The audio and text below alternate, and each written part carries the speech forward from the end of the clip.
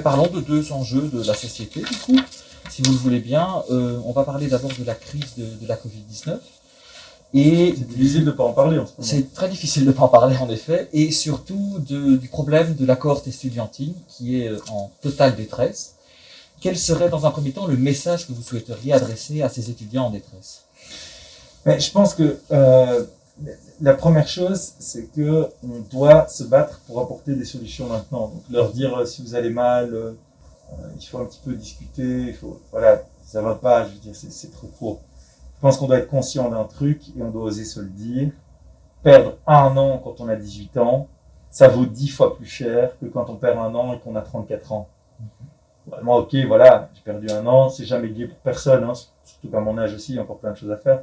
Mais voilà, quand on a 18 ans, son voyage de réto, une pièce de réto, l'entrée à l'UNIF, les baptêmes, et même chacune des années universitaires est extrêmement importante, même si parfois il peut y avoir des différences d'une année à l'autre, on aime plus que l'autre, mais faut que tout le monde se rende compte d'une chose, c'est que les sorties, les rencontres, ça fait partie de l'identité d'un individu et d'un étudiant. Donc, ça fait aussi partie de l'apprentissage. Et donc, celui qui veut pas piger ça, franchement, alors il y a vraiment un problème. Donc, je crois que la seule chose que je peux leur dire, c'est qu'on se bat au quotidien pour essayer de leur rendre des bouffées d'oxygène par rapport à la situation actuelle.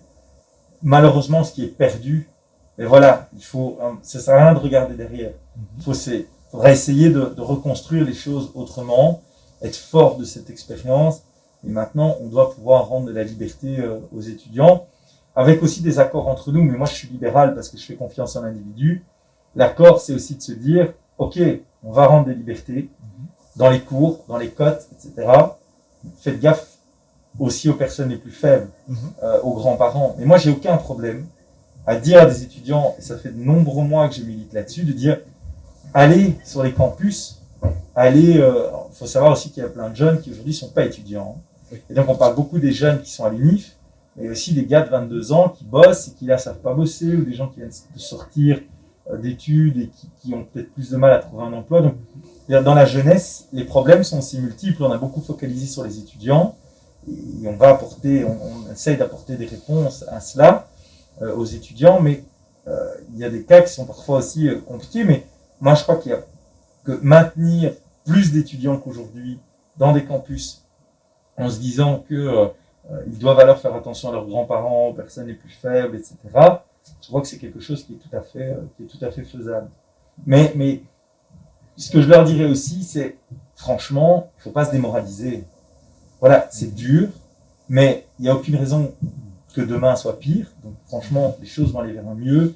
Oui, il y a un avenir, oui, il y aura un avenir économique. Il faut pas non plus dramatiser par rapport à ça. Je sais que c'est pas simple pour passer le cap. Franchement, je vais pas faire semblant. Mais on doit s'accrocher parce que le meilleur est à venir. Donc vraiment, et nous, on va se battre pour que le plus rapidement possible, il y ait des fenêtres d'oxygène qui reviennent pour l'ensemble des étudiants. Très bien, merci pour toutes ces étudiantes et ces étudiants.